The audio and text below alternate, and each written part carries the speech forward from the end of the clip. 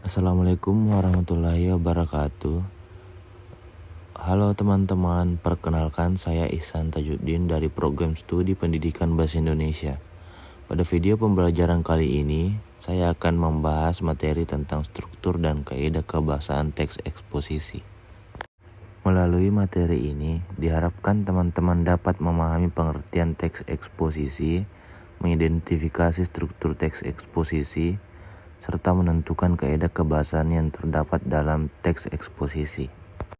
Teman-teman, teks eksposisi merupakan salah satu jenis teks yang sering kita temui dalam kehidupan sehari-hari. Teks eksposisi adalah teks yang bertujuan untuk menjelaskan, memaparkan, atau memberikan informasi mengenai suatu topik secara logis, jelas, dan objektif sehingga pembaca memperoleh pemahaman yang lebih baik terhadap topik yang dibahas.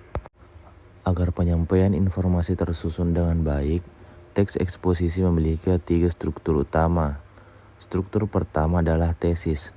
Tesis merupakan bagian yang berisi pendapat atau gagasan utama penulis mengenai topik yang akan dibahas.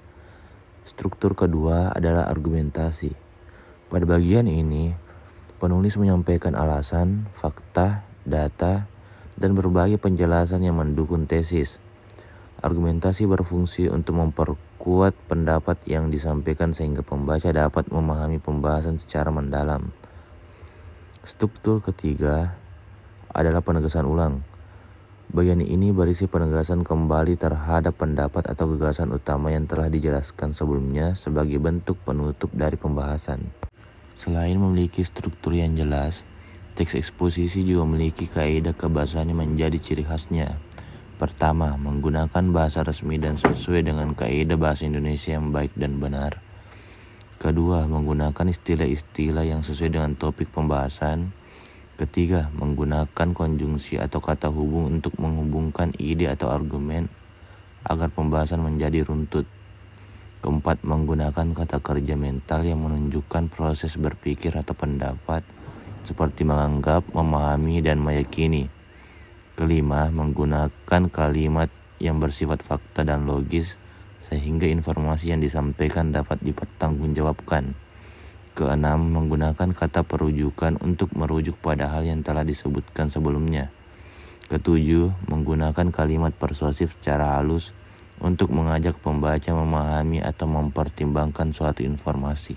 Sebelum mengakhiri pembelajaran, coba jawab pertanyaan berikut. Sebutkan 3 struktur utama teks eksposisi. Sebagai kesimpulan, teks eksposisi adalah teks yang bertujuan menyampaikan informasi atau menjelaskan suatu topik secara jelas, logis, dan berdasarkan fakta. Teks eksposisi memiliki 3 unsur utama yaitu tesis, argumentasi, dan penegasan ulang. Selain itu, teks eksposisi juga menggunakan kaidah kebahasaan tertentu agar informasi dapat disampaikan secara efektif dan mudah dipahami oleh pembaca. Demikian materi tentang struktur dan kaidah kebahasaan teks eksposisi. Semoga penjelasan ini bermanfaat dan dapat menambah pemahaman teman-teman. Terima kasih atas perhatiannya. Wassalamualaikum warahmatullahi wabarakatuh.